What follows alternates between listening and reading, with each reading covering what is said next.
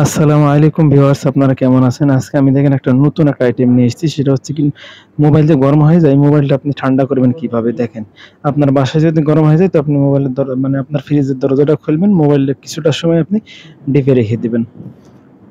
তো মোবাইলটা কিছু সময় ডিপে রেখে দিয়ে দরজাটা বন্ধ করে দিবেন, হ্যাঁ? তারপরে খানিক পরে খুলবেন, দেখবেন মোবাইল ঠান্ডা। তখন আপনার কাজও স্পিড হবে, মোবাইলটাও ঠান্ডা হবে। আচ্ছা, দ্বিতীয় নম্বর হলো আপনি মোবাইলটা পলিথিনের মধ্যে ভরবেন, যাতে পলিথিন লিক না থাকে। সুন্দর করে মুখটা বাঁধবেন, বাঁধে বাস ঠান্ডা পানির মধ্যে আপনি চুবান দিবেন, দিয়ে রাখুন, দেখুন খানিক পরে ঠান্ডা হয়ে যাবে। খুব মানে শর্টকাট ঠান্ডা, কিন্তু গরম হয়ে গেলে কাজ করা যায় না মোবাইলে, বুঝছেন? মোবাইলে গরম হয়ে গেলে কাজ করা যায় না, খুবই কষ্ট হয়, স্লো হয়ে যায়। হ্যাঁ, খুবই স্লো হয়ে যায় কাজ। তো এই কাজটা করবেন, আপনার মোবাইল সাথে সাথে ঠান্ডা হয়ে যাবে। তো তারপরে ৩ নম্বর পদ্ধতি হলো আপনি মোবাইলে কখনো কভার রাখবেন না। মোবাইলে কভার ফেলাই দিবেন। গরম বিশেষ করে কথা বলার সময় আপনি মোবাইলের কভারটা ফেলে রাখবেন। আর বাতাসের সামনে রাখবেন। সবসময় বাতাসের নিচে রাখবেন।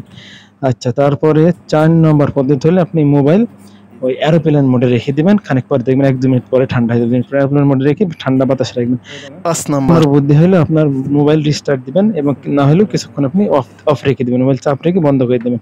৬ নম্বর বুদ্ধি হলো আপনি কথা বলার সময়, ইমোতে কথা বলার সময় প্রচুর গরম হয়ে যায়। তখন কি করবেন, আপনি এই যে ঠান্ডা পানি হাতে দিবেন, আর ওই দেখবেন ধরবেন, হাত ঠান্ডা গরম হয়ে যাবে। আবার ফের হাতে দিবেন, আবার দেখবেন গরম হয়ে যাবে।